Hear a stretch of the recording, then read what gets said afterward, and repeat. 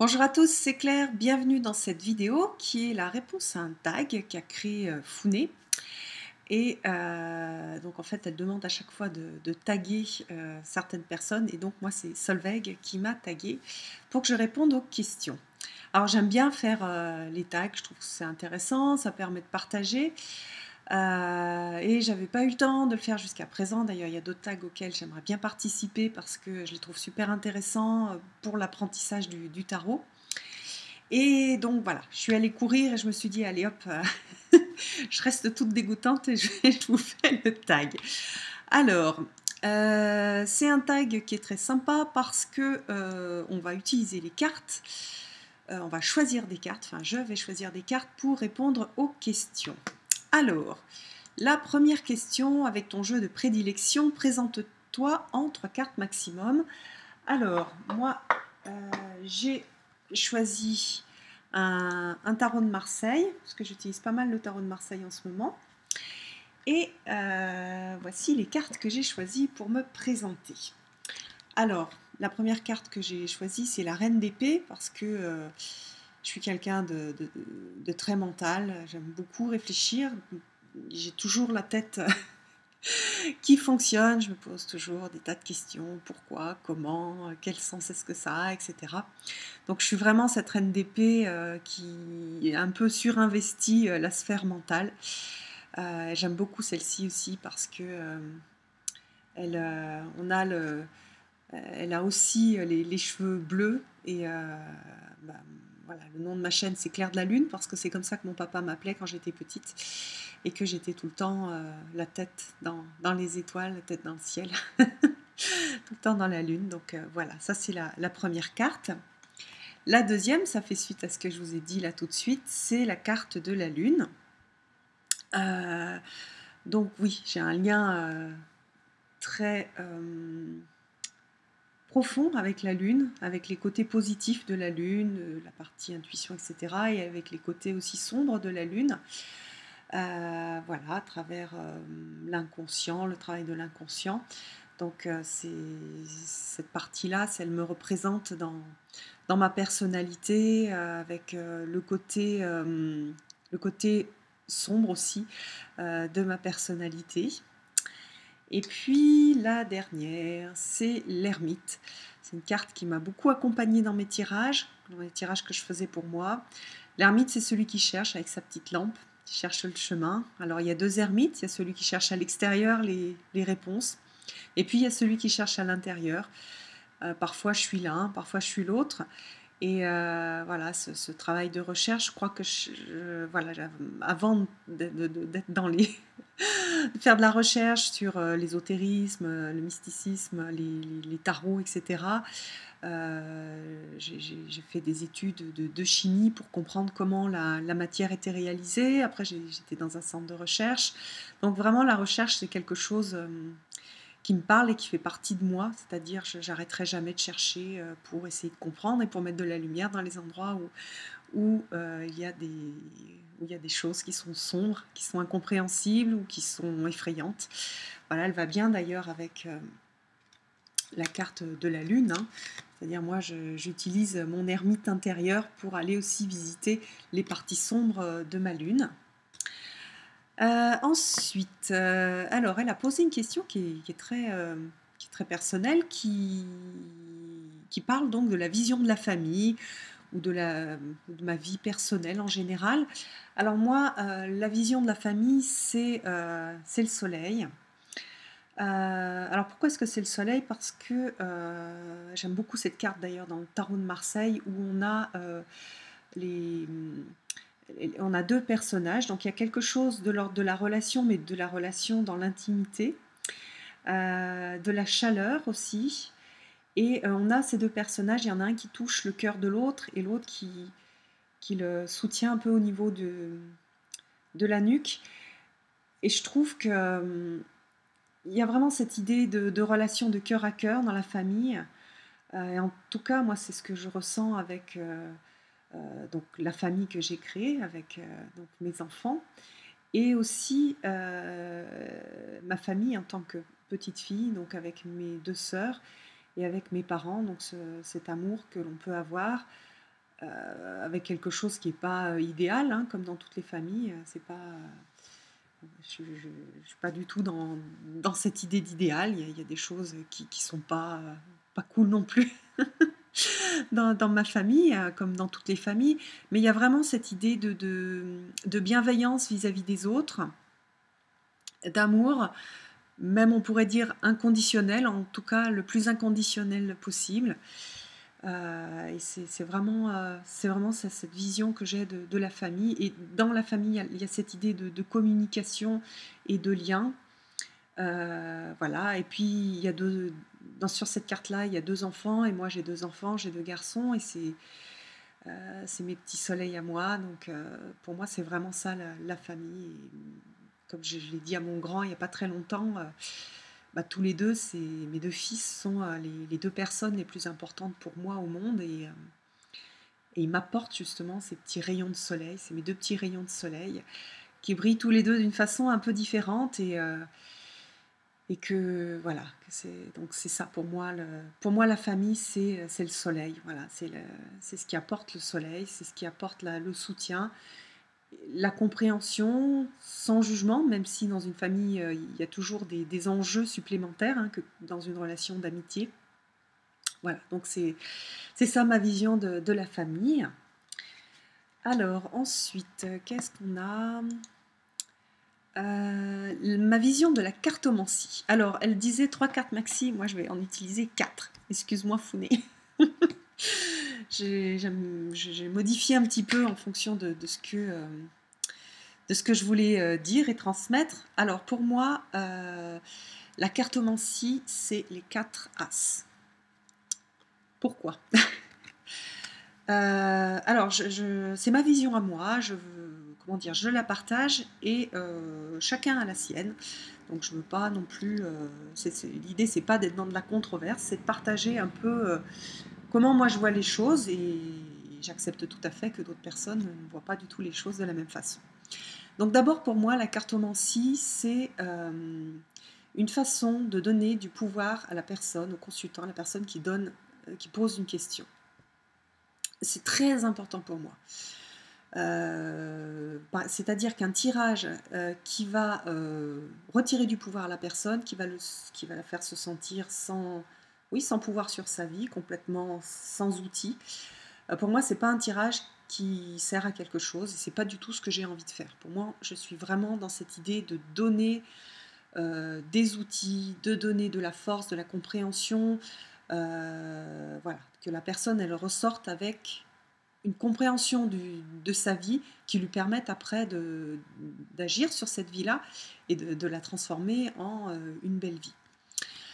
Donc c'est pour ça que j'ai les 4 As. C'est-à-dire que la cartomancie, elle ne va pas tout faire. C'est pas elle qui transforme les personnes. Par contre, elle va donner les graines de la transformation, de la compréhension. Elle va donner ces 4 graines-là. La première graine, par exemple, c'est une graine au niveau des émotions et au niveau du cœur. La capacité aussi à entamer une guérison, à donner des outils, des indications pour commencer une guérison. Donc on est vraiment sur les émotions, le cœur, la guérison. L'as, c'est la coupe du Graal, c'est la coupe de la transformation et de la transformation pour guérir les blessures. Donc je l'ai beaucoup expérimenté pour moi, je l'ai expérimenté aussi pour les autres. À partir du moment où on va tirer les cartes, on va être dans cette idée, dans cette intention d'être dans de la guérison, d'être dans de la compréhension des émotions et de la transformation des émotions pour aller vers le meilleur. Voilà. Après, on a le bâton. J'aurais pu terminer avec le bâton, mais le bâton, c'est l'action. Qu'est-ce que je dois faire ? J'ai plusieurs choix devant moi et je ne comprends pas trop qu'est-ce que je dois faire, pourquoi. J'ai plein de freins, en fait, très souvent. Quand je fais des tirages, la personne, elle sait déjà pas mal de choses, sauf que c'est tellement mélangé entre les informations de l'inconscient qui freine, par exemple, ou qui fait avancer, les informations au niveau de la tête, au niveau de l'intuition. Donc il y a plein d'informations contradictoires et la personne est bloquée, elle n'arrive pas à agir, elle n'arrive pas à décider, elle n'arrive pas à se mettre en marche. Alors qu'elle a toutes les clés en elle. Sauf que toutes ces clés-là, tout ça, c'est mélangé. Il y a un joyeux bazar. et, et voilà, bah, elle est bloquée. Donc, on va chercher des clés pour avancer, savoir quoi faire. Qu'est-ce que je dois faire pour aller dans la direction de là où je pense que c'est bien pour moi. Parfois, d'ailleurs, on retravaille ce que je pense être bien pour moi parce que c'est tout mental et finalement, au niveau des tripes, c'est pas là que je veux aller. C'est pour ça d'ailleurs que ça coince. Et c'est pour ça que j'arrive pas à me mettre en mouvement. Voilà, donc on a cette carte-là. On a la carte de la matérialisation. Qu'est-ce que je matérialise? Et aussi, dans les données, on a la circulation. Comment je fais circuler mon énergie? Comment j'apporte ma couleur personnelle, mon énergie personnelle, comment je mets en œuvre ma mission de vie? Qu'est-ce que je fais? Qu'est-ce que j'offre au monde à partir de qui je suis? Et au début, d'ailleurs, il s'agit de bien reconnaître qui je suis. Parfois, on est timide, on ne reconnaît pas ses qualités, on n'ose pas les apporter au monde. Et quelque part, c'est dommage parce qu'on a ça à apporter. Donc, qui je suis? Comment j'impacte le monde? Qu'est-ce que je crée dans ma vie? Et parfois, on crée des choses qui ne nous correspondent pas et on est mal. Donc voilà, mais on va analyser les créations, voir si ce sont des créations qui ont un sens ou pas dans notre vie ou dans la vie du consultant. Donc voilà, pour moi, ça c'est important aussi d'aller regarder qu'est-ce que je crée dans ma vie, qu'est-ce que je suis en train de créer et est-ce que ça me correspond, est-ce que c'est juste pour moi. Voilà. Et puis la dernière chose, c'est le mental. Alors le mental, d'ailleurs comme partout, il y a deux aspects du mental. C'est par exemple, souvent on est submergé par les émotions et on n'arrive plus à avancer, on n'arrive plus à communiquer, on est plus capable en fait parce on est trop dans l'émotionnel. Et donc il s'agit de revenir sur un mode mental, sur un mode logique, sur un mode de pensée, être plus prudent, plus analytique dans notre façon de considérer les choses. Et ça, les cartes vont nous aider, elles vont nous donner un peu des informations pour pouvoir prendre de la distance et analyser de façon froide. Parfois aussi, bien sûr, on est trop dans le mental et il vaut mieux écouter son cœur. Donc voilà, les cartes vont nous aider à savoir si on a un déséquilibre et qu'on est trop dans une suite, pas assez dans une autre. Et donc, elle nous apporte, à travers, par exemple, cette suite d'épées, à travers cette as d'épée, des graines de réflexion, des graines d'intelligence qui vont permettre d'avancer. Et voilà, donc c'est ma vision à moi de la cartomancie. Pour moi, les cartes, sont des guides. Enfin, les cartes sont utilisées par les guides, par cette chose mystérieuse qui apporte des informations pour aider à avancer, pour être au mieux sur son chemin de vie. Pour moi, le chemin de vie, c'est vraiment quelque chose d'important. Et voilà, donc ça, c'est ma réponse à la question sur ma vision de la cartomancie. Et la dernière c'est les cartes qui représentent le mieux ta vision de l'avenir pour ta chaîne YouTube. Alors, j'étais embêtée pour cette question. Je ne suis pas du tout dans une idée de vision, de planification. Ma chaîne, j'ai eu envie que ce soit une chaîne sur laquelle, au départ, il y avait beaucoup de jeux, de présentations de jeux pour permettre de faire un choix, un peu comme une bibliothèque de jeux, pour que les personnes puissent choisir, qu'elles puissent voir à quoi ressemblaient les jeux. Parce que quand j'ai commencé ma collection, j'ai beaucoup regardé de vidéos, notamment d'une personne qui faisait que des vidéos avec des présentations de jeux en anglais, et il n'y avait rien du tout en français, donc j'avais envie de moi aussi participer à ça. Je trouvais ça super intéressant. J'avais aussi envie de partager ma passion, de donner de faire des tutos, d'expliquer comment j'utilise les cartes, de moderniser aussi un petit peu la vision des cartes, sortir de la divination pure que moi j'aime pas du tout, qui me parle pas, que je trouve complètement, enfin voilà, on donne complètement son pouvoir à une autre personne et je trouve pas ça très sain. Et voilà, donc j'avais envie de partager ça. parce qu'en français, on avait pratiquement que quelques chaînes de divination pure et voilà, j'avais envie d'offrir autre chose, en tout cas de partager ce qui m'animait et aujourd'hui, je suis beaucoup dans le lâcher prise hein, et je sais pas en fait, j'ai pas de vision pour ma chaîne, donc j'ai choisi, le flou. Je laisse les choses se faire en fonction de mon feeling. Peut-être que demain j'arrêterai ma chaîne, peut-être que je ferai d'autres choses, peut-être que je continuerai, peut-être que j'arrêterai les énergies de la semaine, j'en sais rien. Voilà, je sais pas. Je laisse les choses se faire, je laisse les synchronicités se faire, les, les propositions, si, les opportunités, comme j'ai eu l'opportunité de créer un jeu.